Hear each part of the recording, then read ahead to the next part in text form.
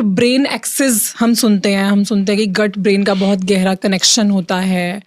कैसे इसको मेंटेन किया जा सकता है और ब्रेन के थ्रू हम गट हेल्थ को कैसे इम्प्रूव कर सकते हैं ताकि हम अपनी सारी बीमारियों को, सारी फिजिकल प्रॉब्लम्स को हैंडल कर सकें? Mind and body is one, दोनों एक ही हैं। ब्रेन को बनाने वाली जो सेल होती है वह जैसी डेवलप होती है उसके दो सेल्स में डिवाइड होती है। एक सेल आपका गट बनती है और एक सेल आपकी ब्रेन रह जाती है। क्या बात कर रहे हैं आप? Exactly. इसको आप एक बार रिपीट कीजिए जो आपने रिपीट अभी ये बोला है कि जब हम अपने मदर की वोम में होते हैं और डेवलप हो रहे होते हैं जी। तो जो हमारे ब्रेन की सेल है जिससे हमारा ब्रेन बनेगा, वह डिवाइड होकर एक पार्ट उसका गट बन जाता है।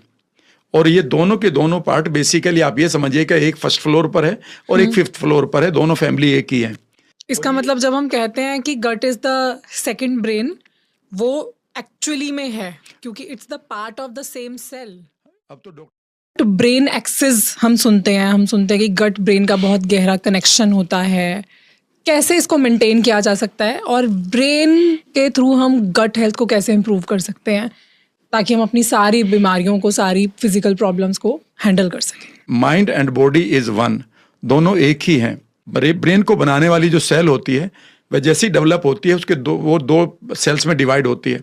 एक सेल आपका गट बनती है और एक सेल आपकी ब्रेन रह जाती है। क्या बात कर रहे हैं आप? Exactly. इसको आप एक बार रिपीट कीजिए जो आपने रिपीट अभी ये बोला है कि जब हम अपने मदर की वोम में होते हैं और डेवलप हो रहे होते हैं जी। तो जो हमारे ब्रेन की सेल है जिससे हमारा ब्रेन बनेगा, वह डिवाइड होकर एक पार्ट उसका गट बन जाता है।